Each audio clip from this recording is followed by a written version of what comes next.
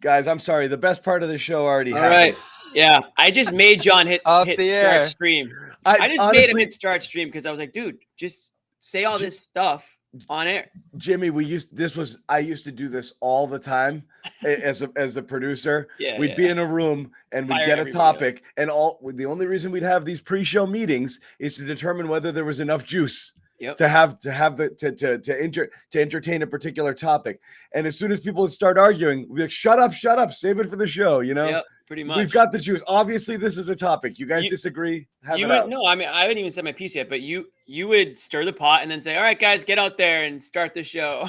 Everyone's all fired up like 2 seconds before. Yeah. Let's do the show. Save it for the show. You know, but you're right. You're right. So pissed. Yeah. So we were initially going to do a garden report tonight and talk about all the crazy things that are happening in the NBA. And oh my God, Durant is getting traded, and Kyrie's going to get traded. Kyrie's going to take the minimum and $6 million to play for the Lakers, and that means KD is gone. And the Nets had said that it's both or neither. And oh my God, should we disrespect Jaylen Brown by continuing to suggest he be traded for one of the top 15 players who's ever lived? Oh, the disrespect, the horror. He hates you. Oh my God, it's so disrespectful. How could you say these things about JP? You booed him when he was drafted. Stop disrespecting JP. But people are literally adding me, being like, look what you did. Look what you did. You guys did this. But then it all blew apart about an hour ago when Kyrie Irving, decides to opt in to his $37 million. He showed them, right? So brave. I mean, did you see that statement? So normal people hold on, make the world turn. I'll put it. I want to ask Kyrie, what am I, a normal person or a sheep? You're which of the two? Somewhere in the middle. Yeah. So here's a statement.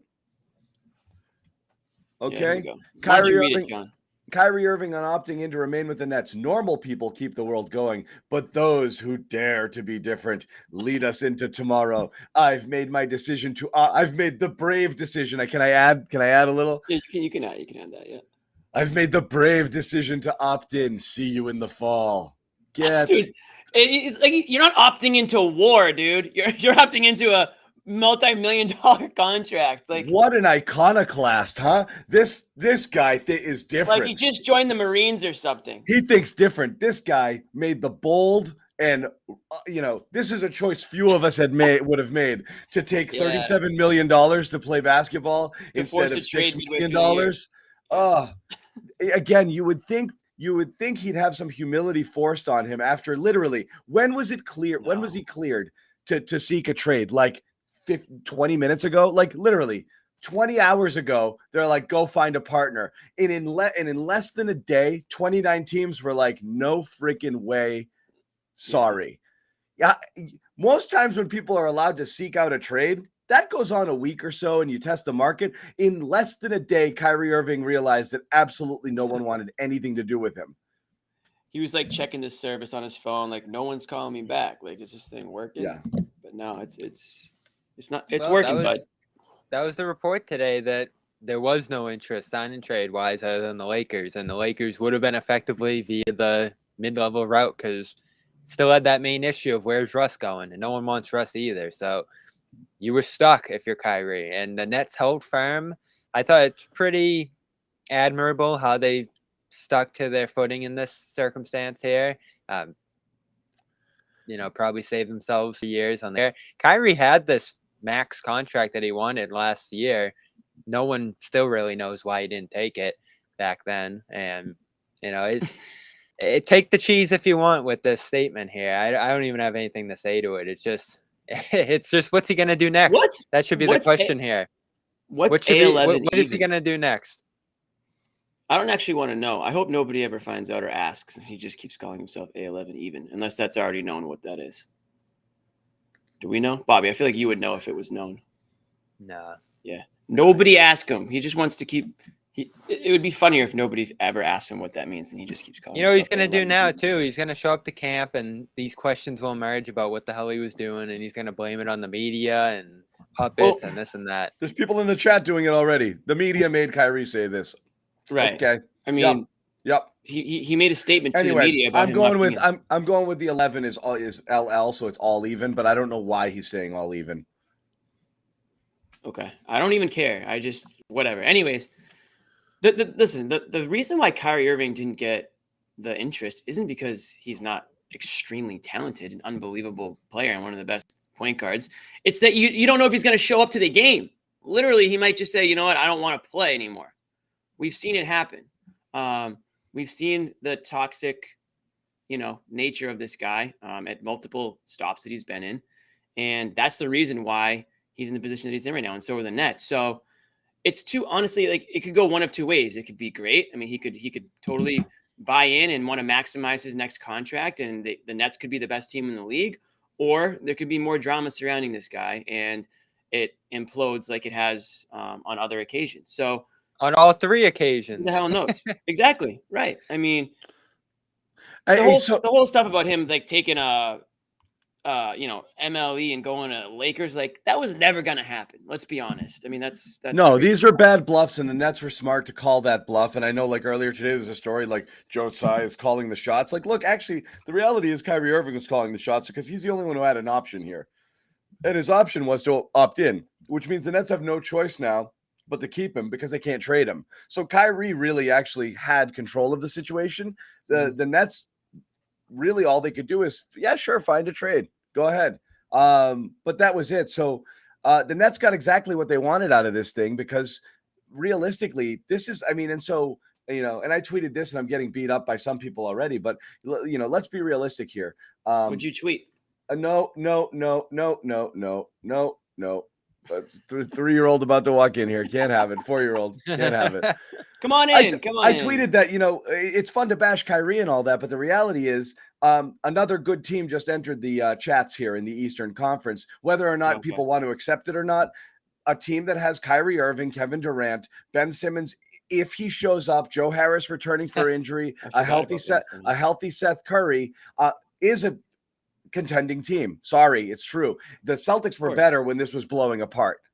Wherever the hell these guys were going, blowing this into pieces was better for the Celtics and their Eastern Conference health. It doesn't mean the Nets are better than the Celtics, but all of a sudden you have them running it back in a team that, if fully healthy, has talent. And you've got Kyrie on I've got to prove it to the world if I'm ever going to get paid again, sort of have to be on my best behavior.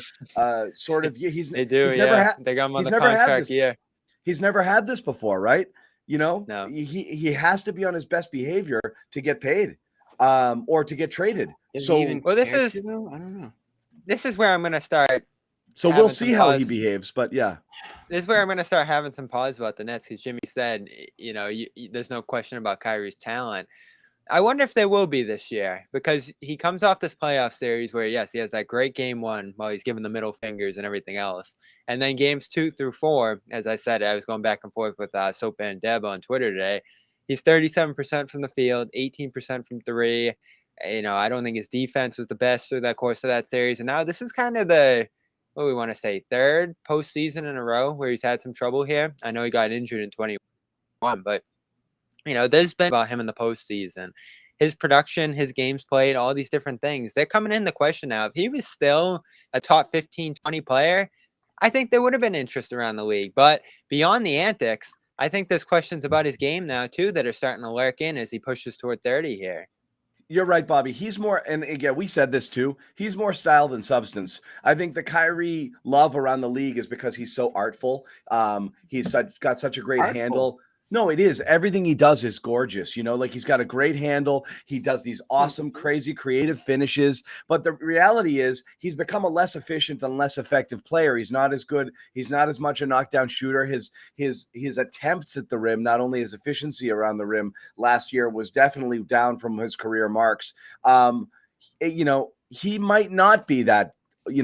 Everyone sees him and just sees all-world talent. He's an NBA player's favorite type of guy because of the style of game that he plays. But he doesn't. I definitely agree with Bobby that I don't know that he's as good for your team as what you see in terms of the just the flashy talent would lead you to believe. I think we know who they are, and the only we don't. I don't thing think at all. I think How do we that's know who they the are? only thing we don't know for sure is who they are. We have no idea. We haven't seen No. Simmons play with them once. We haven't really Yes, seen a that's whole what I was lot of- just gonna say. We know who they are Okay. unless Simmons changes that, and that's still such a massive factor. Like, what's he gonna look like? When's he gonna come back? What's his role gonna be here if you get past those two? We all assumed he was gonna get back on the floor in the spring and do something, and he ultimately didn't. And I'm still waiting for him to get out there in some fashion and show us that he is Simmons from before. He is some sort of Simmons, because we're just waiting. Again, We're waiting and waiting and waiting for that factor to come in here. There's no question a wild card factor here is if Ben Simmons is irreparably broken. And it's possible, right? Like, look, we were a little dubious, how much of it was physical versus mental with Simmons last year. And then he has back surgery. So you don't fake your way into back surgery just to prove a point. He obviously had something physically wrong with him. It doesn't mean he also didn't have the mental component, which was a little bit of fear, to get back into the game. Sure. So yeah, he may be healthy, but slow play the recovery, say he's not ready, and at the end of the day, still not really want to get out there. And if you're dealing with Yips Ben Simmons, the guy who's afraid to take layups, and he hasn't really gotten over that in any way, it's going to be a problem. But John, we talked about the fact that if he doesn't even shoot the ball and he just plays defense, he makes them better than they were. Didn't we wasn't that kind of like one of our points last year? And then you never took the court, but the idea that Simmons couldn't come in and give you 15, 20 minutes of pestering Jaylen Brown or Jason Tatum or whoever, like he should still be able to do that. I mean, the guy, unless it's physical and his back, is beyond repair, which again, that was a very strange injury that happened because it didn't happen on the court, or at least we didn't see it happen on the court. No, the game, it happened while he was ramping up. Yeah, he's like slept weird on the couch or something, like that shouldn't happen. But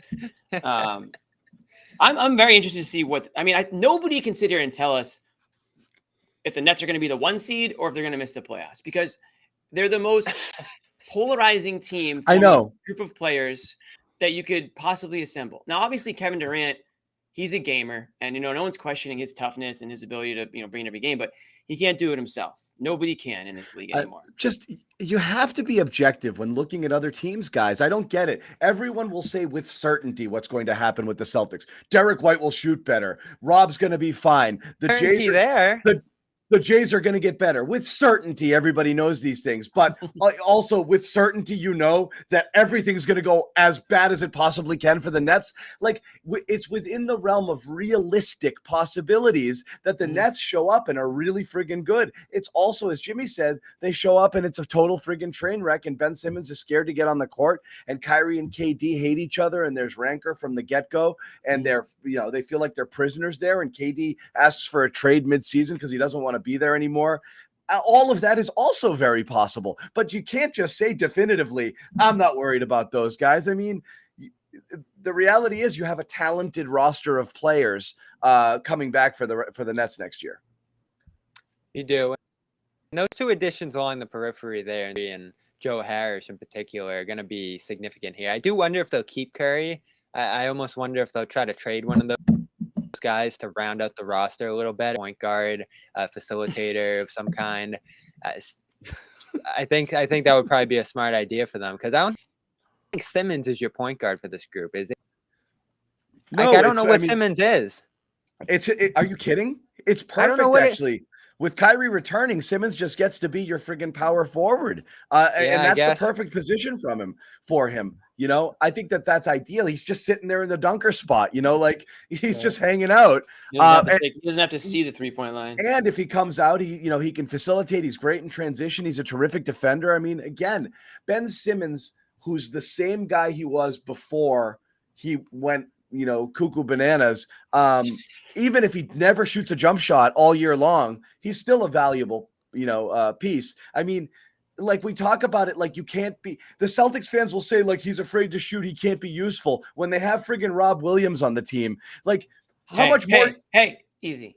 I'm saying, how much more useful can you be than Rob was? He didn't even look towards the basket when he shot it. Like, there's a world in which Ben Simmons and all of the things that he does well is going to be a positive presence for the Nets. Just focusing on the one thing he's not going to do or can't do is silly because it discounts a lot of other things. He's a talented basketball player, athletically gifted. If he steps on the court and he's anywhere close to the prior version of himself, that's a good player that they're adding. And he may not take open shots, but he's going to get open lanes. They're going to find him, and teams are going to be sagging off him. When he gets moving, he can be a dangerous player. He doesn't have to hit 18-footers or 25-footers. If he can get downhill, he's definitely him and Kyrie are two of the best, driving guards, in the NBA. I mean, finishers, Kyrie's finishing at the rim is up there with the best of them. So again, like John said, he does add significant value to the team if he is the player that, we've seen him be in the past. So it's all.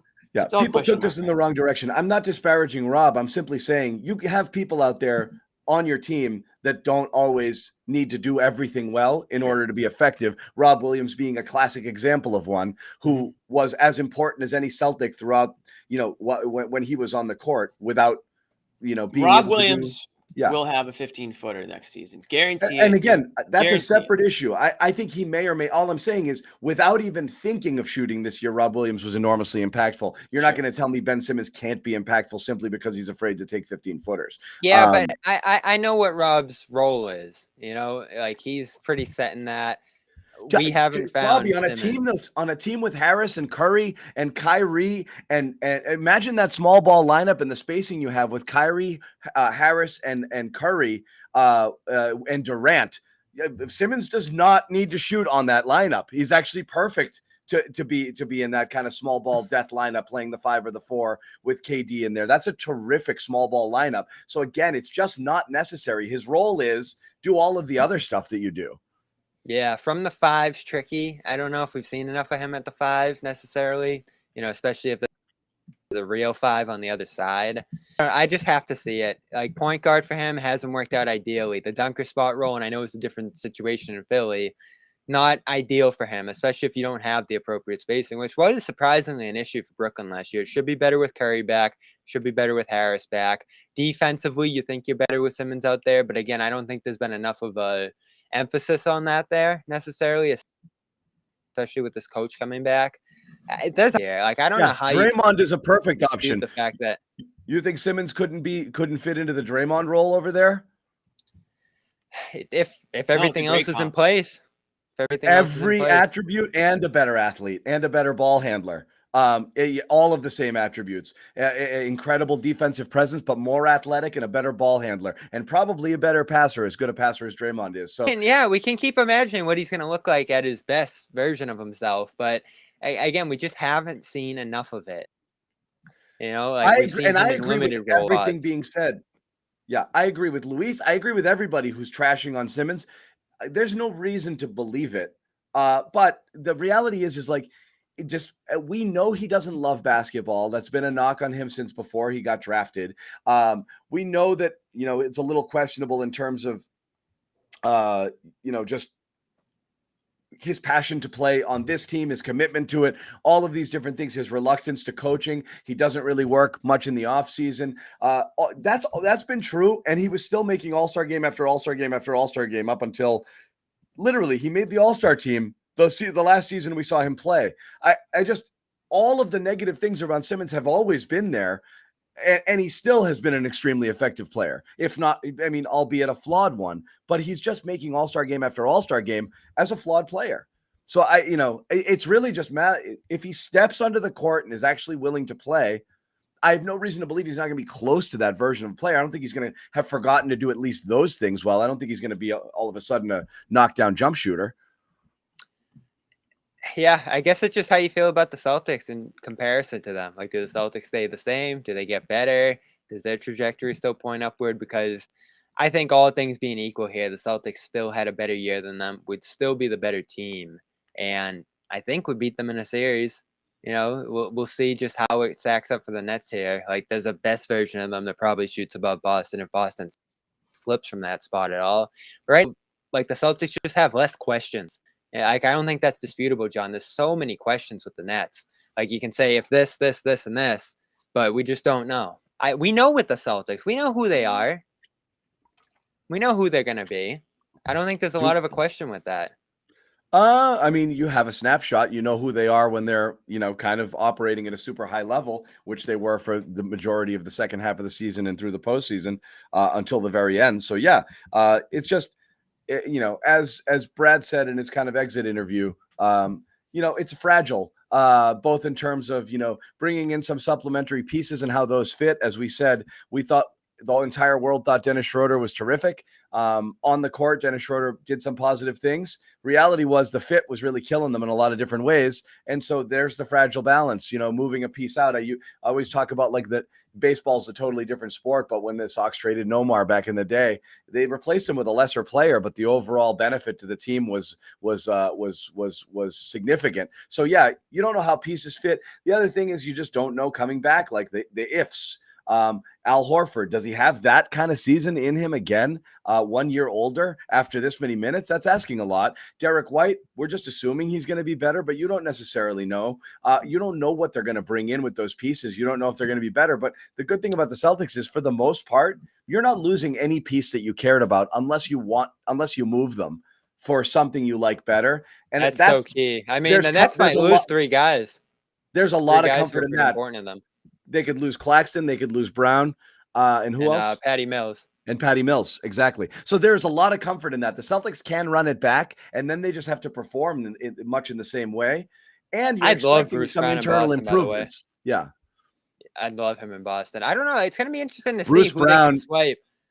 Bruce Brown, from most of the things I've seen, is going to command some dough. Nothing that the Celtics can do. It's whether or not, it's whether or not the Nets will pay him that, which they could. Like they can just keep ramping that tax bill up. I'm going to be interested to see what kind of decisions they and the Warriors make on that front. Seems like they're both just going to keep pushing that to the sky because they have no limitations that Boston might possibly have here.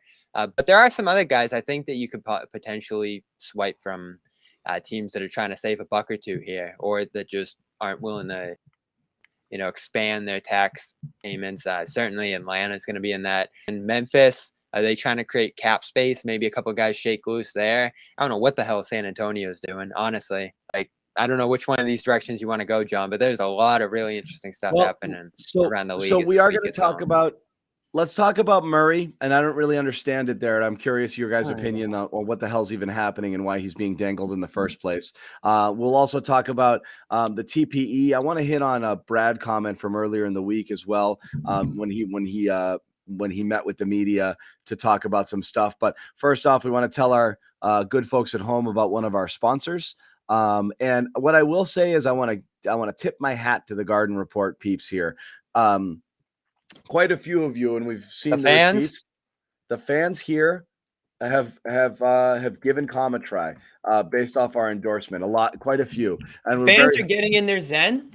They are getting in their zen, and I'm very pleased, obviously, because it's huge for us when people do support our sponsors. Com is one that's been with us on and off for the last year plus, and I think they like the Garden Report.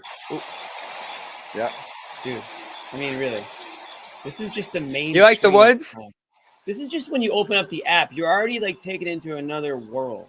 Yeah. Okay, guys? So we haven't even clicked on anything yet. For those of you who are uninitiated, who haven't taken it again, Calm is one of the number one wellness and meditation apps that you can get out there on the market right now, and you get a tremendous deal when you shop through us. So just to let you guys know, trying something new we know can be intimidating. Meditation, you've heard about it. Don't know if you want to do it. What we're telling you is it's worth it. Give it a shot. We've partnered with Calm. It's the number one wellness app. It's a great way to improve how you feel, reduce stress and anxiety through guided meditations, improve your focus, curated music tracks, rest and recharge with Calm's imaginative sleep stories for children and adults. There's daily movement sessions designed to relax your body and uplift your mind. Jimmy just played some of the nice kind of sound effects, rainforest, whatever it is, ocean, really calming stuff. So sleep if you go stories. Most important thing for us is if you go to calm.com/garden, you get the special offer of 40% off a premium subscription. So again, check it out, calm.com/garden. Try it.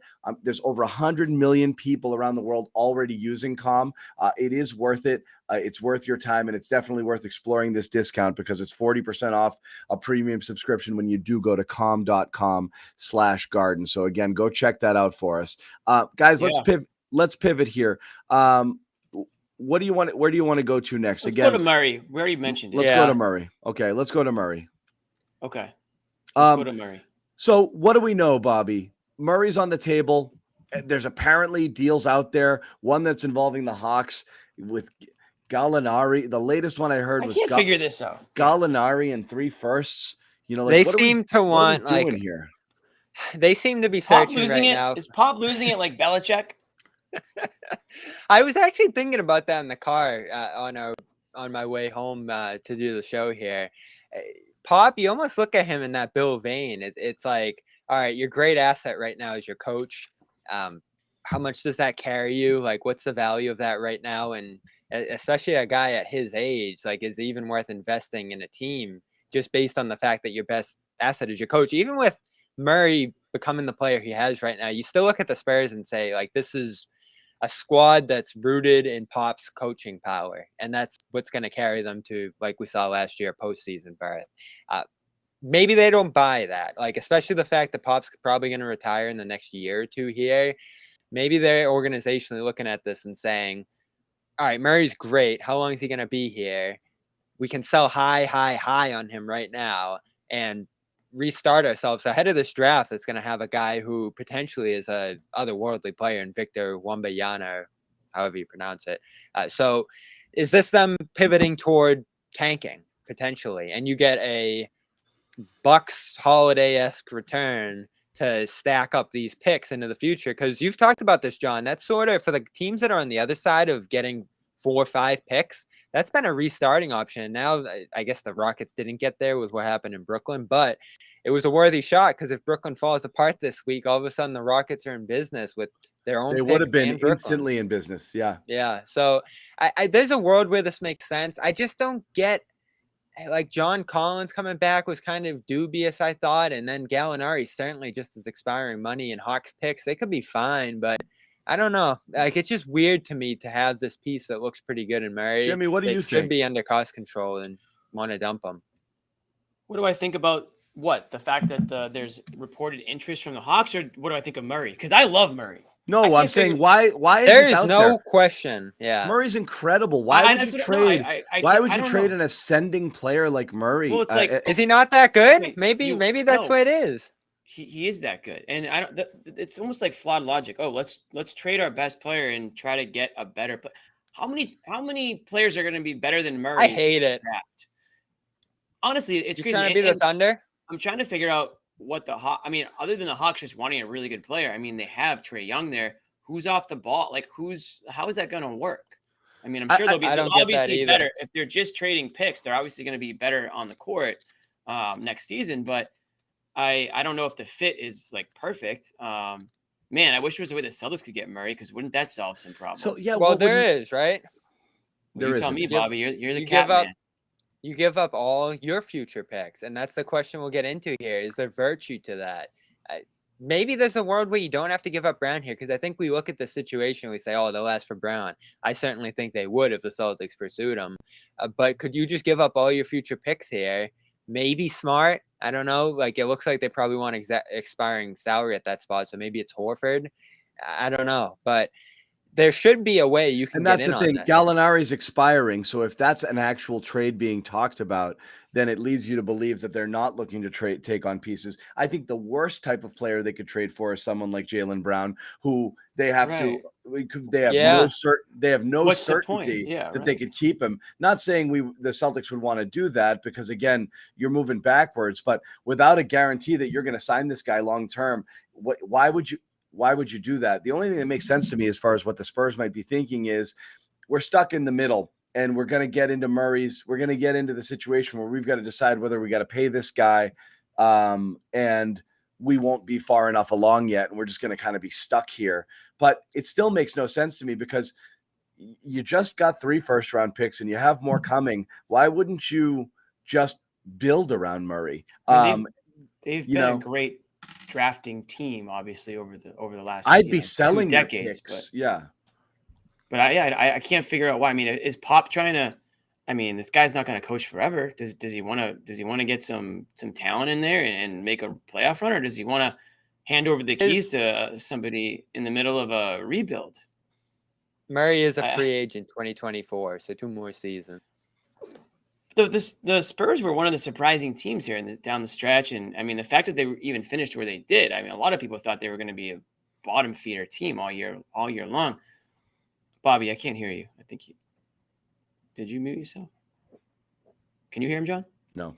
And he's gone. But I mean, my point stands. Even though I can't get Bobby's response, I mean, it seems like the Spurs were kind of on the upward trajectory. And yeah, do they have flaws in their roster? Of course, they weren't expected to be as good as they were.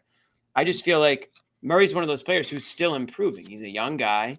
He's on the up and up, and I don't know why they would give up on him unless they know more than we know. I don't know if is Murray sold on San Antonio in the long run. I mean, some of the same questions we've asked about Tatum and Brown over the years is, do they like it here? Like, are we sure they want to resign here? Maybe those are the things that they're asking about Murray that we aren't privy to. Well, I don't really know. Is Bobby just going to stare at us, or is he? Do you still see him? I think we lost him. Oh, he's there. We can't hear him, but we can't hear you, Bobby. Bobby, why don't you get out and come back in, bud? Why don't you just go do that for us? Little connection issue there. Why don't you just go do that thing? Why don't you just go? You know what? Just take a breather. Take a powder. I don't get it. Take a 5. What I would say is, I don't think there's another person on the planet who'd be better suited to play with the Jays here and on this team. So to me, my favorite 2 people a year ago that I would have sold out for were Lonzo and Murray. Murray's an even better fit for sure. Those are 2 guys I loved. Loved. So you have to think that if he's available, I mean, the Celtics should be exploring. I mean, it's Brad's job to explore that option. I mean, maybe Jalen is off the table. You're talking about guys. You're talking about a guy who can defend, who has the size here. At the point guard position at 6'4", to play in this type of defense. Right. Everything about him is ascending right now in terms of just all of his stats. He's an excellent passer. He's so Bobby. Let me hear you. Me. Yes, we got you. He's such a perfect fit. If he truly is out there and the Celtics aren't doing everything in their power to get him, then that's a massive mistake. And that's a thing. That's a thing where I would everything you need, literally everything you need, and that's a thing I would overpay to a point just based on. You don't have to mess around anymore after that. You're good. And you're happy because. How much more tinkering do you need? You get the Jays exactly what it is they need. You get another player who fits in perfectly with this team. It's tremendous at that point. And then you probably look to ship off salary and players, even if it's at a loss, to contain your costs a little bit. So I think Smart might be a casualty. Obviously, if you could offload White, it's something you would expect. But them to try to do. I mean, how much easier would it be to try and get Murray if you hadn't done the White deal? Listen. They had to have asked about Murray before they got White. You'd have expiring in Richardson. You would have had an extra draft pick. Heading in. Obviously, at this point, you would have taken that pick. A pick swap that you've already given away a few years from now. It's just, I don't know. And people are saying the easy thing people are saying is Smart and 3 first rounders. I cannot understand why a team that's looking to rebuild it'd be Horford would bring on Smart. They wouldn't. No, you can trade him into the TPE. Well, I can. But anyway, that's a different story. It would be the TPE. So it would be straight relief and picks. Yeah. What's Smart going to do? Carry them to the NBA Finals, John? I mean, I still think they're going to lose a ton of games. 27, you can do straight up because 8's a swap, right? Guys, 6. I know we have the TPE. All I'm saying is, why would they take that? Again, just for the chat, we know we have the TPE. What I'm saying is they're looking for not taking on salary. So right now, anyone they're looking to deal with, they're looking for, obviously with Gallinari, they were looking for an expiring sort of deal. Right. Celtics don't have that problem. They have a TPE. He trades right into that. We know that the idea of moving Smart there makes no sense. Why in the world would you pay more money to Marcus Smart than you are Murray for 1 year longer? Instead of just keep Murray? It's silly at that point. Like, you don't need a player like Smart. Doesn't it possibly help that you did the White deal with them though? Because they own that 8 pick. Maybe you can adjust it to, it's just a straight up pick in 28 if you need it. Like whatever serious or not. Whatever sequence that needs to be. Like you could say to the Spurs, all right, 28 isn't a swap anymore. You just own 28 or something like that. Like it might help that you already have done this deal with them. You didn't send 28 somewhere else. You sent it to the Spurs. I don't know. It's concerning that you don't hear anything at all around the Celtics about this, but sometimes that's a good thing, right? Like the rumors could be stuff that was already done in the past, and you don't on the Boston front with San Antonio. Except last season, we didn't hear anything, and they did nothing. Would you take Murray, but here's the deal. You can get Murray, but you have to take Romeo back. Do you do the deal? Are you kidding? That's the reason I do the deal. John would be doing backflips. John wants Romeo, and I guess you can throw in Murray. That would be part of John's demand. I would call it the Romeo trade. Oh, yeah, we know you would. I know a lot of people would rather have Richardson than Murray. There's a lot of that going on in the chat. You can't tell me that they didn't obviously really try to get, or not try to get, but they didn't ask about Murray at the deadline before settling for White. I mean, come on. This is what's so confusing. Murray was available. None of us in our wildest dreams would have thought Murray would be available, and I still don't really believe it. Like maybe they're just seeing like how far could we get if we moved him? Like what's the maximum amount of picks we could potentially get here? But you just keep hearing this rumor about Atlanta. So is Atlanta playing ball more than anyone else is here with those amount of picks? Do the Celtics organizationally not believe in moving that many picks, just given what's happened to Brooklyn and some of these other teams here? Those are probably the questions you have to ask right now, just if Boston's not involved. And I'm for it. John, I know you're Larry. Like, you don't normally like giving up that many picks, but this is the guy to do it on, right? Well, I just like, again. Would you do 3 picks and 2 pick swaps, John? So that seems to be like the standard, right, of what you're looking to do, like of what teams want. They want that control of your pick over the course of 5 years. So if you tank, if you go to hell, then they own you. And obviously that's really risky. I don't know. That's always a tough call. It's always a tough call. If you knew, it's better than giving up Brown. If you had Tatum and Brown already locked up and there were no question marks, but as we've seen with the Nets here, I mean, how quickly it can blow apart and or be saved hinges on so little. All it takes is Jalen now having another guy in here who has the ball in his hand saying like, nah, man, I'm set. I'm gone. And all of a sudden you've gone from big 3 to big 2 in another year. You have to offload Jalen, and then something doesn't fit. Then you got to worry about signing Murray as well. And if you don't, what happens there? That's expensive too. We talked about the $90 million tax bill. No, but I mean, it's so you want. And then a meteor hits and we all die. And then when you trade.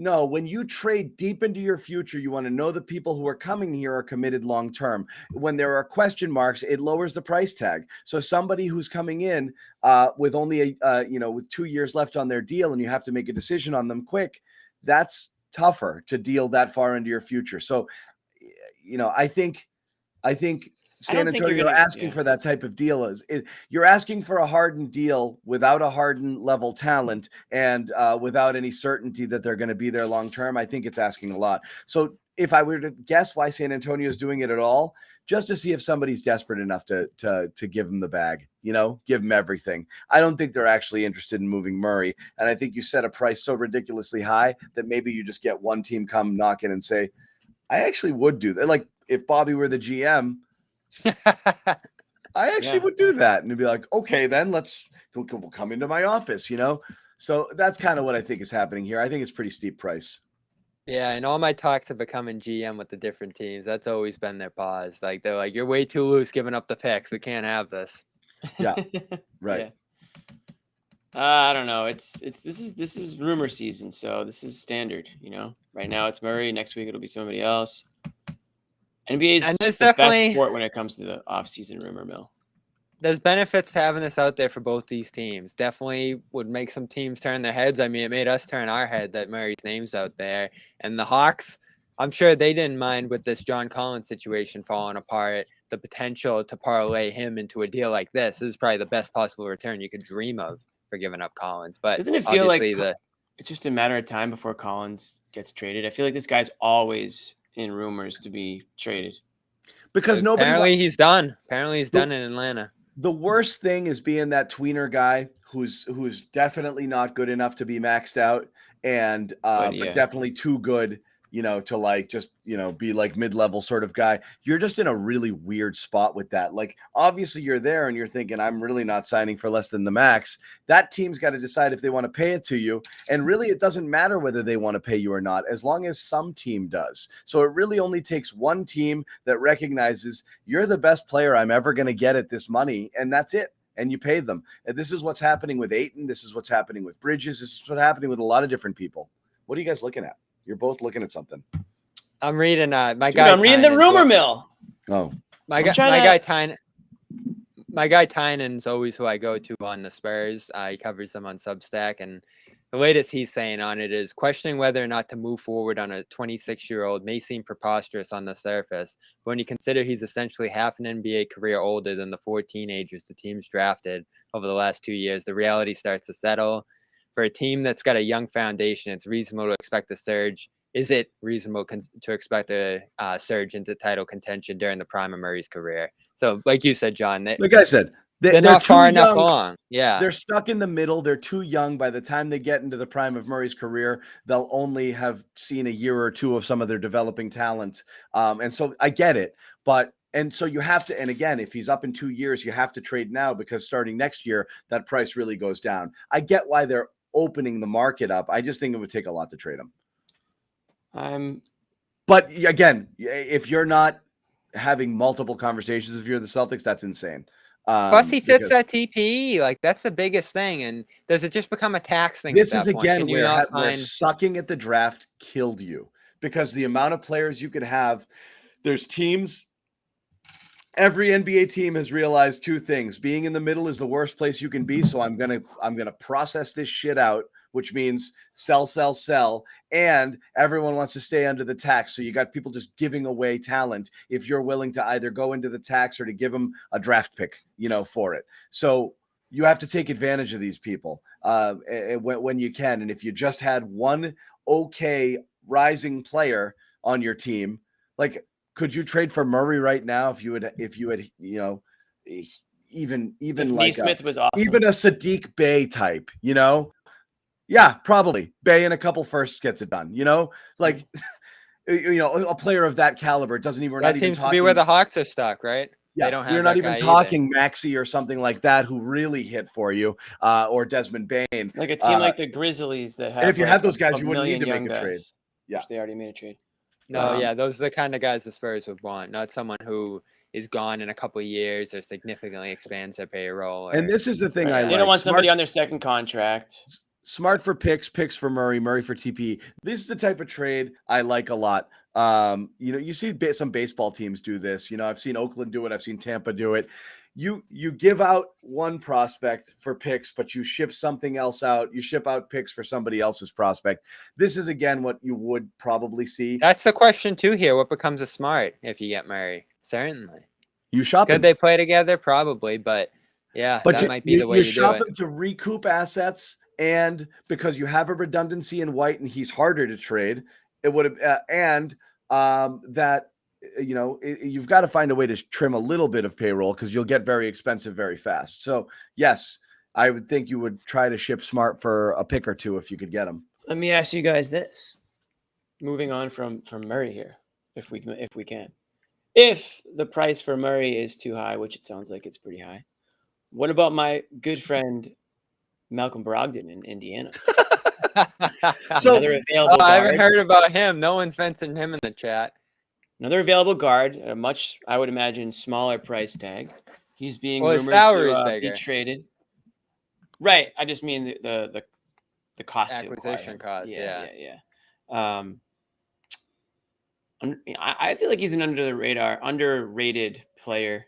Somebody that could fit in and fill a role here for the Celtics. But that's just me. I know I'm a little biased because I'm a big Pacers. You're a big Pacers fan. Sneaky Pacers, and I like Brogdon a lot. He's a great free throw shooter. You never have to worry about Jaylen Brown or Jason Tatum going on the line and missing a technical free throw if he's out there on the court. Yeah. And he's a facilitator.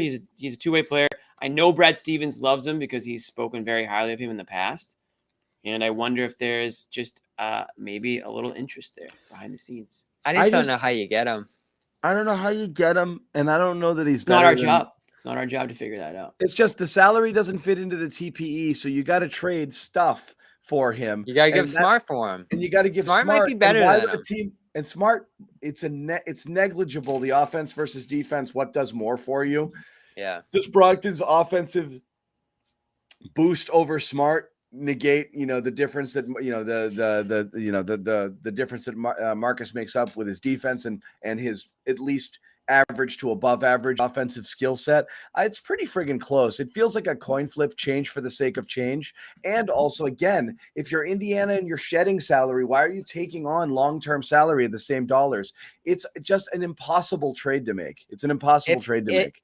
It's the kind of trade because they don't want anything you have, because it's all tied up for the same dollars long term that Brogdon is, give or take. What is he, 21 million? You're talking about Smart and White being 17, 16, 17, 18. Why would they want that? They're just swapping players in the same money. This is the kind of trade we would have discussed if the January Celtics never left. If that was just the Celtics the rest of the way and they finished the year in the play-in and we're kicking around.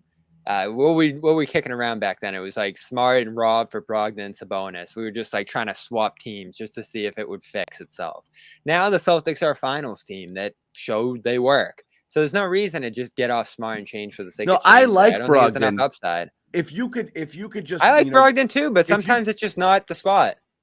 But if you could go to the grocery store and just grab a Malcolm Brogdon and just add him, hell yeah! Like you put him in there, you find out the fit. I'd be comfortable starting him and bringing Marcus off the bench. I'd be comfortable seeking of moving people. I don't think a trade is realistic because just simply there's nothing you can send over there that gets him back. I mean, I guess you could send Al. Get a third team involved, John. Get creative.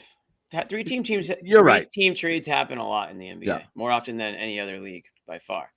So I'm not completely ruling it out, but yeah, is it complicated? Sure. He's also not. Again, I think like the grass always looks greener on the other side. He's not like a floor general like people are looking for. He does a little bit of everything. He's a Swiss Army knife. He's a good defender, but not a great one. Yeah. He's smart. Right? Like you'd be looking at him and more injury concern on top of it. Sometimes I think these guys that people fall in love with, these names, they're not as good as people make them out to be in their mind. And it's the opposite. Like I think people around the league look at Smart and they're like, wow, that guy's amazing. Like I'd love to have him on my team. But they don't see the limitations. They don't see the limitations that we see every single day. For some reason, I'm being asked this question specifically to me, so I'll ask you guys. Is Grant Williams a bad athlete? I don't think anyone in the NBA is a bad athlete. Relative to other NBA players, where does Grant Williams' athleticism rank? Yeah, it's down there. He's a little clunky. He's a little clunky, I would say. Got better. I don't believe that this is something I even said about him being a bad athlete, but like, yeah, he can't jump and he can't really run. Probably during the dog days. That sounds familiar. Sure, yeah. But I mean, I don't even think it's much of a question. We said a lot of hurtful things back then. That was probably the least mean of them all. It's not much of a question. He's not a terrific athlete. I didn't even think that was debatable. It's whether or not he could play basketball at this level. But anyway, it was just a funny thing that I've been asked a couple times. I like bringing up Grant. This guy's had that on his wall. Like, I got to remind John in 6 months. I mean, he's almost objectively a bad athlete by NBA standards. I don't even know why this is a question. Yeah, I mean, let me ask anyone who watched like that, did he look like a good athlete for a lot of the times he was out there? It's pretty low. Yeah. Everybody who plays basketball is a good athlete. Their hand-eye coordination, being able to catch and shoot, that's athletic. But simply in terms of leaping and speed and this and that, yeah, Grant Williams is on the low end. You see a couple. He should be able to. He's 6'7". Seriously, a couple Bobby, of those you plays can probably he put the ball on the floor. Yeah. No, I don't know about that level, but we'll keep trying. Anyway, Grant's a big question squats, this man. offseason, though. You got that extension. You got him probably at his most valuable right now. I don't know what he potentially adds value-wise to any deal, but he's going to be key. If you're saying he's part of the plan next year, he needs to be a 40% three-point shooter. He needs to keep playing defense at the level last year. If he slips off any of those two areas at all, that kills you depth-wise because you're already pretty thin. He needs to be playing at the level that he was last year for you to project this team to do what it did last year. Again, I know you didn't like when I said this last week, John, but he was the X factor on this team. Like, he swung everything. When he was playing at his best, they were that team that won Game 7 against Milwaukee. When he was at his worst in Golden State there, they were a much worse team, offensively especially. There's no reason to give Grant anything but love, just in terms of the fact that they had a real crap bench. And if he didn't perform the way he performed throughout, large stretches of the year, most of the year coming off the bench. He was a pseudo starter at times. And then a few times in the playoffs, they would have been in a lot of trouble because that bench looked really thin. And if Grant doesn't step up, the story of this team is different. That being said, I think very much like Marcus Smart with the point guard position, this was the best that this team was going to get, and getting the best out of that player was super, super valuable.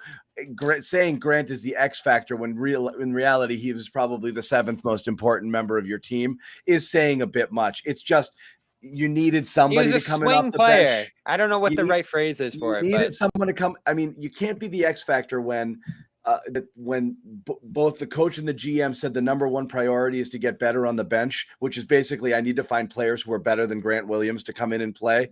And when they say that very openly, it's very clear that like Grant did as much as we could have expected Grant to do, but we need more than that. So again, right. It's not to disparage Grant. I think he could play like this and have a 10-year NBA career being this type of guy. I don't know that the ceiling is much higher. That's my opinion. He's your swing factor, and that goes both ways. If he shot 40% from 3 in the finals, they probably win the finals. And that's who he was during the year. Dropped off the later the postseason went on. So who is he? Is he close to the guy he was during that regular season when he was just so hot all year and then through the first 2 rounds there? Or is he, which he kind of was at times during the regular season too, but it settled at a big number by the end of it. And he's so key right now to what you're doing on both ends of the floor. This comment is what I've been saying about Grant all year. He was our 6th or 7th. He was a 6th or 7th guy on this team. And reality is I think he's an 8 or a 9 or a 9 or a 10. Same thing with Pritchard. I think if Grant is your 8, Grant and Pritchard are your 8 and 9 or 9 and 10, you've got a much, much deeper team because you can use him and he can be extremely useful in spots, some matchup specific, plug and play with injuries. If you need to rest a guy like Horford, you want to give him 15 to 20 games off. When you have more comfort in doing that if you have a deeper bench. The fact that Tice was a total bust and couldn't play at all put more of a burden on Grant to come in there and play. He was really your top wing. He was your number one wing replacement and your number one big replacement. When you were starting the Jays and the 2 bigs, Grant was really he was really the sub for both sets of players, which was putting a huge burden on him there. So he did have a huge burden on him. Like I said, he was the best they had coming in as a wing, and he was the best they had coming in as a big off the bench when Tice shit the bed too. So and that's he was just all your spacing. Who else on the floor was spacing the floor? All the spacing. Yeah. And that's why I say spacing is a bigger need this offseason than that playmaking for general point guard everyone keeps talking about.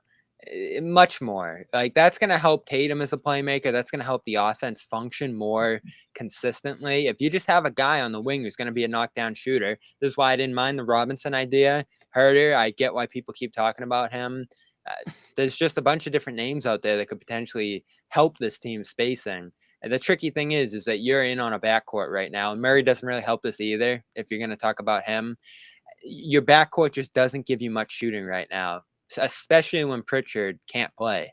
And if you're talking about the bench right now, swapping him out wouldn't be the worst idea in the world, just because the coach doesn't seem to trust him to have a full-time role. And what good is that if you're competing for a championship right now? I like Pritchard as much as anyone, but he's got to be able to play every night and play 15, 20 minutes. He's not that guy. Wow. I thought it was Schroeder's fault that Pritchard couldn't play. succeed. He had a nice run. Again, I believe in Pritchard more than Ime seems to. I would have played him a lot more. Well, every time he went in the game, he bricked 3 quick shots, and Ime was like, all right, that's it. That'll do, Pig. That'll do. That was the Neesmith approach, too. Yeah, pretty much. Well, Neesmith, you had an idea that might happen. Pritchard, you hope there is definitely a lot of team to potentially do this offseason, just about how much they're willing to expand the salary. And that's what I wrote about again on Saturday. You've been sounding this alarm as much as anyone, John. How much is this team willing to pay? They have a significant advantage if they decide we're going to be the team that dives deep into the tax. We're going into the tax. I don't care. We're spenders. Because a lot of other teams offload their money and try to avoid it.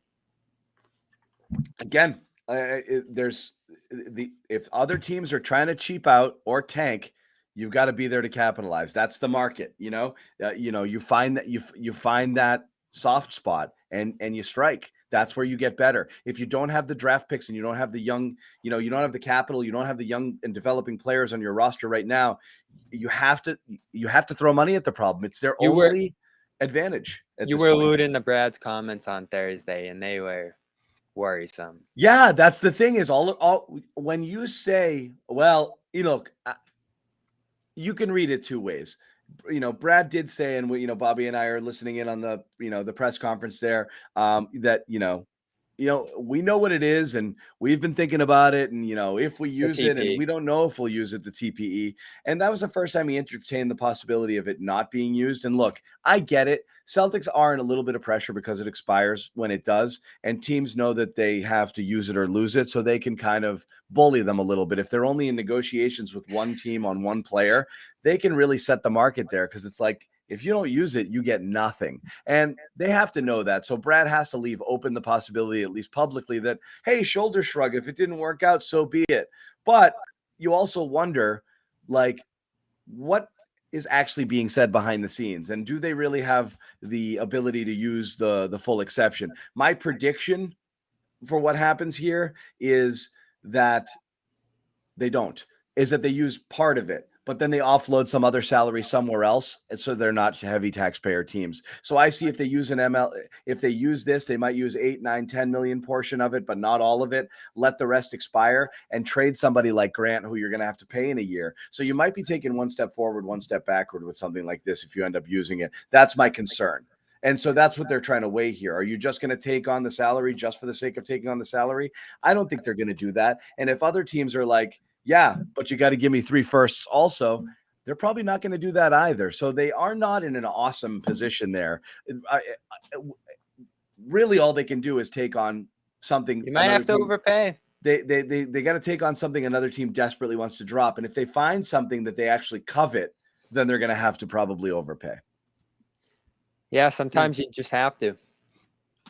Yeah. Well, so I don't know. What do you guys think, Jimmy? Overpay for a player that maybe you're that player away from winning a title. I mean, it makes it a lot. It makes it a lot more easier to suck that one up. Yeah, but and without any certainty, Jimmy, you can say, "Hey, would he push us over the top? I'm not sure." And again, we could play this game last year. Could they have kept more guys? We all talk. Could they have found a way to not have put Richardson into that deal? Right. Yeah. If they didn't, would they be champions right now? Yeah, they'd be taxpayers, but would they be champs too? Right. And you wouldn't even need to use this if you did that potentially, right? Like then you'd be in a position where you may be deep enough. And everyone's saying Richardson for a reason here. I don't think that's the right guy, but you're missing that piece now, and that's what you're looking to get back. And if you don't, got a Richardson back right now, you'd be pretty psyched. You'd be like, "That's pretty good use of the TPE. I like that." Yeah, that's who you got last year, and everybody thought it was good use of it. I didn't love it, but it worked. Well, no, we actually didn't like it at all. We were dubious. Bobby hated it. Yeah, we all hated it. I think he's been playing well ever since. I didn't love the Mo Brown throw in, so that was my stupidity. Didn't we all say that? No, I was he was going to be the least liked player on the team. I was trying to sell him on it. I was telling Bobby, like, hey, 2 years ago, this guy was the future in Miami. Like this guy's got a pedigree. He shot the hell out of the ball out of nowhere. He just had a kind of bad route here after he went to Philly. I will pull the tapes. I guarantee you said that he's going to be the least liked player. No, Bobby, was I not trying to convince you that Richardson is better than you were giving him credit for? No, Yeah, probably a little bit. You said he was going to be the most hated player on the team by Celtics fans. Well, that's because he loves Schroeder. I will pull the Jimmy. tape. Pull the tape, Jimmy. Amit, get on it. He wasn't Please. capable of saying anything negative about Schroeder, so he had to go the next guy down. We all loved Schroeder, damn it.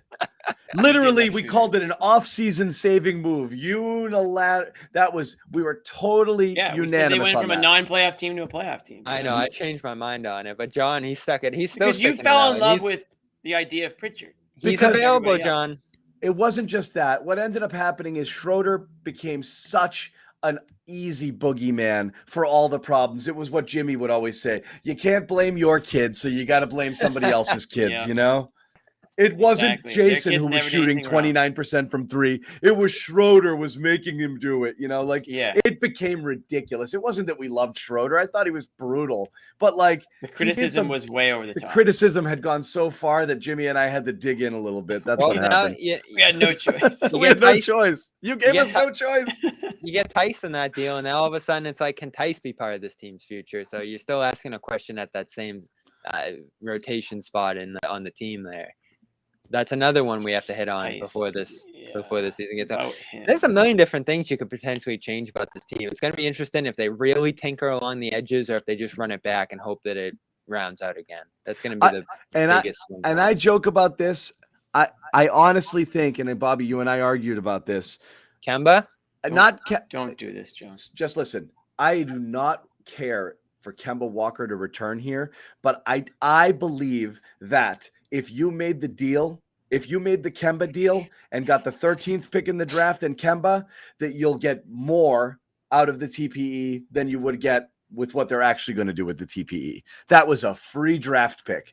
You're going to do the opposite. You're going to give away a draft pick or two to bring in a player that may or may not help you. I would have rolled the dice with the 13th pick and Kemba, keep him or not, buy him out or put him on the bench and let the rest of the TPE expire or use a portion of it on another smaller player. I think that would be a better pack. Kemba plus $9 million somewhere else, plus the 13th pick in the draft, I believe would be a better overall package than what you'll actually end up getting with the TPE, unless you've got really grand designs like Murray, in which case, if you're leaving doors open for big things, yes, sure. But if you're just going to use like a fraction of it on a guy, I don't think that was an awful move. No, not for them because they're young and they're rebuilding, but the Celtics aren't. So do you even have minutes for Duran next year? Like, who's the right pick? You're dying for bench depth. Al Horford's about to die. Any one of those picks could be a bust. I know that, but I mean, again, any one of those picks could be DeJounte Murray. There's so many possibilities there. It might not have been that guy. It might have been the guy from Duke. You're looking for a big. You're looking for defense. You're looking for rim protectors. There was guys there. There were people you could have drafted in that spot that might have stepped in and played next year and certainly in a year or two. And you're talking about an Al Horford succession plan and insurance for Rob. I mean, you had a couple of players who would have been available to you at that spot if that's the direction you wanted to go. I think that's going to be a better and more impactful player than what you were going to ultimately get. You would just have to know, realistically, I'm not going to use this TP for anything major because I'm not prepared to give the asking price for it. Whatever it is people are going to want, I don't know if I'm going to give it. I'm not interested in a pick. Yeah, I'd rather trade more away than acquire another one. And I had no real interest in moving into the first round either. I don't think there's anyone there that. How come? Let me ask you a question. When I say something like keep a draft pick, it could end up being a really good player. I get a comment like this, but everything else, it's like, John, why do you have to view everything through a negative lens? Why? What is wrong with people? Okay, that's fair. What are we doing here? Bobby was just very negative about draft picks. Bobby took. Oh my God, John, you're being so negative. Hey, the Celtics could draft a really good player at 13. John, what the hell? They could also be Neesmith. Hey, remember? Well, they suck at drafting, John. So it's they don't suck at drafting. It's a new guy.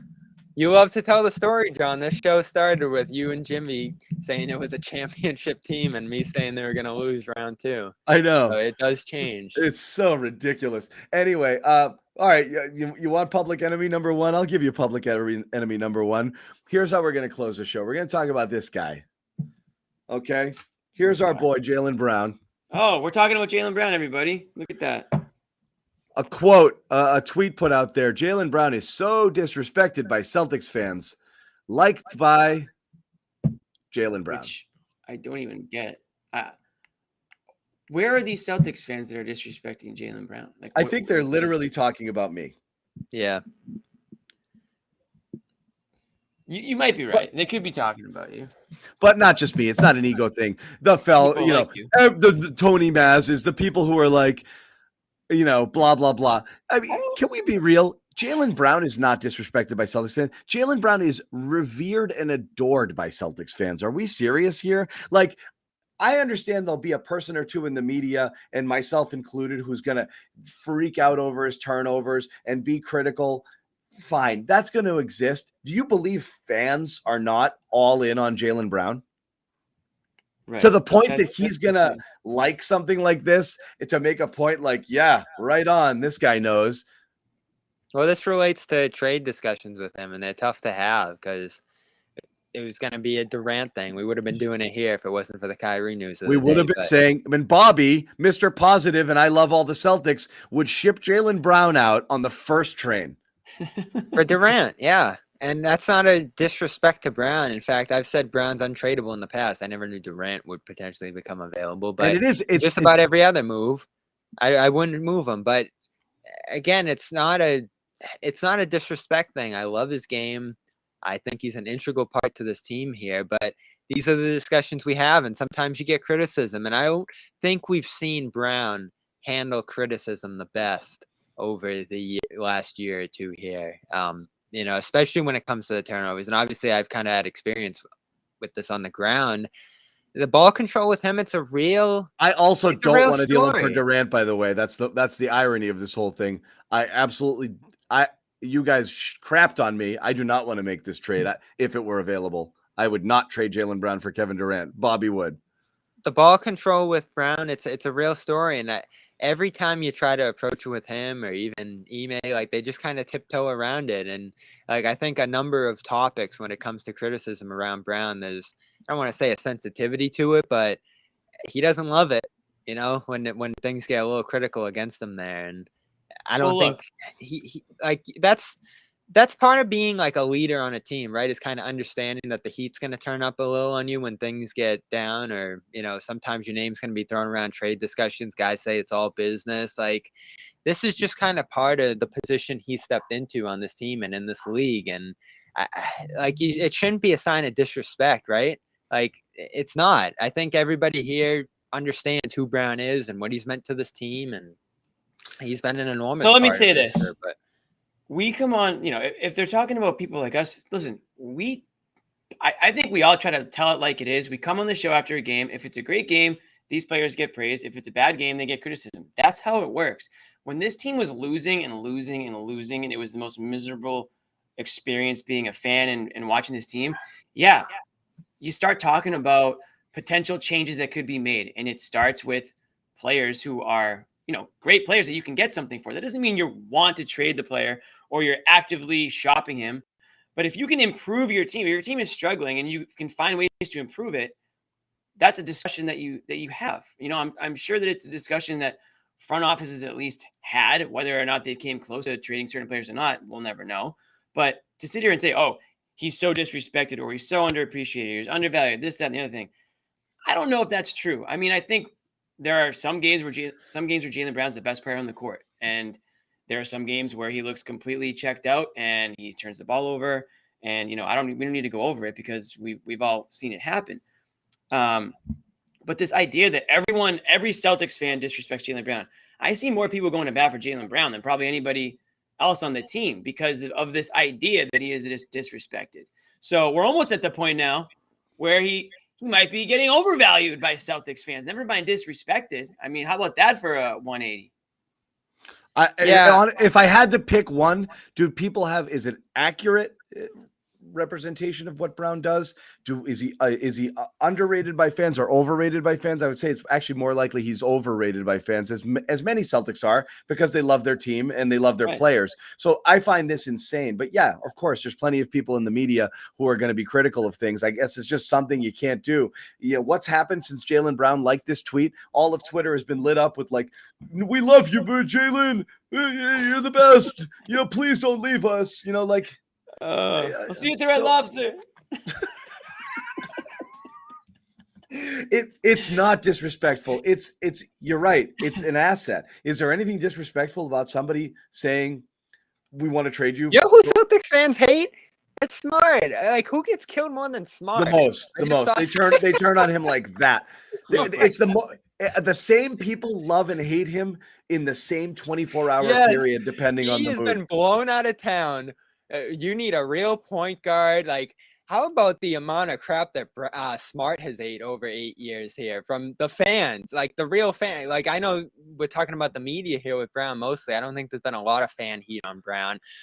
The fans have been except on when Smart. they booed him, which still bothers him. Let me tell you, Smart, and look at how Smart has handled it exceptionally. I think more often than not, he just goes out there, blows it off, and plays great more often than not. There doesn't really have to be this trepidation over what's being said about you on the outside. And we talked about this before, right? I think this team has an antenna to the noise a little bit more than it should. And this is probably part of being a young team. I think most teams do. It's not just a young team. Kevin Durant's 45 years old and he can't get off his friggin' 12 phones. So like, it's not just Draymond Green's not a friggin', not young NBA standards. And he's listening to like 70 podcasts a day to see if somebody said something bad about him so he can go at him, So like, I think it's a league-wide. It's not a league-wide problem. It's life. This is people are on. Right. I mean, Jesus, I get notifications every week and they're like, your screen time went up 700%. You've been on for like 45 hours a day. I hate getting them. I'm like, oh, so like, that's everybody, man. Mine's like, your screen percentage is down 4%. I'm like, sweet. It's like you were on your phone 11 for 25 hours. It's like, oh. I love that. It's decreased to 11 hours a day. And I'm like, oh my God. I'm like, oh, okay. Yeah. I tell my kids they can only get 20 minutes of screen time a day. And I'm on it for 17 hours. Yeah. I've got my 10-year-old's protesting out the door. More screen time right now. Yeah. Oh man, it's bad. Bad. So anyway, yeah, I left this tweet up here. This is why I don't do the deal. Durant to me is someone who can go off a cliff at any point in time just based off of age. Oh, now he's not available. And an injury history. He's not available. I don't think it's disrespectful to include Brown in a trade. The reason he gets included is he's always been the best asset you felt you could live without in the early days. Now he's literally the only asset you have to potentially upgrade talent if you wanted to get from someone of his caliber up into the Durant range, so to speak. And so that's the only way that you're going to get a player like that is if you trade one of the Jays. Brown gets mentioned more than Tatum. I'm not certain that that's the right thing. It just seems like the organization, the fans, and most people have really settled in on Tatum being the guy and Brown being the 1A. So every time a trade proposal comes up, the only thing of value that could possibly be talked about is Brown. Everyone wants it to be Smart, but nobody wants Smart for the type of thing that you want to get for him. And that's the problem. So it always comes back to Jaylen. Yeah. And I think in this case, he's in. I think in this case, I saw it as this is the best potential player that the Nets could have gotten for Durant. So that was a real power piece for you. Like this, if you were not, it was a sign of respect. It's a sign of respect. And if you were to do it, I would not be folding in multiple picks as well. Screw that. Yeah. You're getting a young, still ascending player, and you're giving me a 34-year-old guy that has demanded a trade. You're not getting a better player than Jaylen Brown in this deal. In fact, I want picks from you, like if you had any. So I think it's fun for us to kick this around, but from the Celtics perspective, the real power they have, and we've talked about this and debated it, is that you have these two guys. If Brown sticks around for 10 years, 15 years, like you want to think that this is going to be your core for a long time, and they're going to keep getting better anymore. Go on. Well, yeah. So you need to make him feel secure. You need to empower him. Like whatever concerns he's having right now, I think you have to address if they're there. I mean, this is what we're talking about because he's a free agent in 2 years here. If he leaves for nothing, or even if he just gets uncomfortable with where he's at in his contract year, you're kind of screwed. And this is his extension off season. You're not going to be able to get it done just because the money that you can pay him is limited here. So he's going to go to free agency, unrestricted free agency in 2 years. You have no real power at all if he wants to go elsewhere and start his own situation here. So I think it's been good that the Celtics all along have really hammered that he's not going anywhere. We're not even listening, and I believe them on that. They might have even carried that approach in the KD negotiations just because of the fact that you really got to make sure he stays here. Like, this is the only thing that makes you special is that you have these two players here playing together, rising together. You can't lose him. Even with how awesome Tatum is, I don't think him alone vaults you anywhere. Like, Brown really was the thing that separated them from a lot of these teams that they went against here. Like, other teams had their number ones rolling, but they couldn't find their number two. And Brown throughout the playoffs was just rolling as a number two the whole way, I really thought. So big credit to what he did last year. I still think he has room to grow. I still wouldn't trade him for pretty much anyone. I'd probably throw Murray into that group. You got to figure out the other pieces on the roster where they are. But this is what makes you special right now. You have Tatum, you have Brown. Tatum's probably going to be here forever because this is his team, this situation. The worry you have with Brown is that he feels underappreciated and eventually wants to start his own thing. I mean, remember the Bull Pet report from when everything was going to hell? That, you know, he might want to leave no matter what they do at the deadline or what they do here or there. That came from somewhere. So you know, that like, was about as vague as it could be in terms of the wording of it. Jaylen Brown might seek to think about potentially looking for other options if and when and maybe in 2 years from now. There was not a lot of meat on that bone. Not to disrespect the reporting, but that's a very plugged-in reporter. But that was kind of like it might as well have been worded as it's not 100% lock he resigns. But here, it's a theme, John. Which of course people know. Yeah, it's a theme we're seeing develop. I see Kanye mentioned in the chat again here. Like, there was no mistake that in that Kanye statement, it discussed just how underrated and how underappreciated Brown is. Like, I just see this thing being tossed around again and again. Even when I ask him about Tatum getting double teamed, oh, I get double teamed too. Like, it's always been his thing. Yeah. He seems like he seems like he requires a little bit of managing. And I understand it, but like, he doesn't like to be singled out. He feels like he's scapegoated too often. He feels like, he gets people freak out to his turnover numbers, but ignore Tatum's, and they're actually pretty friggin' close even during the regular season. And so some of it might be reason. I don't think any of us are saying that it's unreasonable approach by him. I understand it, but to affect you to the point that you're gonna be like, I gotta get out of here, man. Nobody that's like. That's what you hope doesn't happen. But that becomes kind of like wherever you go, there you are sort of thing. Like, if you're unhappy here, you might be unhappy at the next place too. Like, what's going to happen? They're going to you go to a team that brings in another good player and people start liking that player too, and you're going to be like, I'm not respected enough here too. So like, just play and let everything sort itself out. Do you have to be the one? Is ego that important to you? Like, I don't understand this notion of disrespect fully here. It's just, maybe he just wants the ball in his hands at all times, and he wants to be the unquestioned alpha of a team. If I had to bet, does Brown re-sign here or does he look to move on? I'd lean towards B, honestly. So I think you have to consider it in your thinking. I don't know how you do. I mean, it's obviously not something that's going to be addressed outright, right? Like, you're just kind of hanging on whether or not that's his motive until the day he hits free agency, and you could just be flat out screwed. Right. I mean, he's not going to ever demand a trade. It's just you're gonna have to hope that, like John said, you have to trust your instinct. If you think he's, or you hope, like Derek says in the chat, there, winning heals all. Yeah. Then you run the risk of, if you're the Celtics, you're the bad guy. You're the Danny Ainge trading Isaiah Thomas situation, and all the fans get pissed. But Kawhi Leonard left after winning a championship. So again, it's nothing. There's no guarantee. You got to hedge your bets. If you have a really good feeling, loyalty is not what it used to be. I'm not just blaming players. It's both ways. Teams will throw you to the wolves too. So the loyalty this is why that finals loss. This is why that finals loss is a little bummer, right? Because you're young, but you do have a window, and that window is Brown. So your first of 3 shots here at it. Yeah. So I don't know. We talked about everything I think we're going to talk about here. And that's it on a night where, again, to recap the highlights, Kyrie Irving opts in.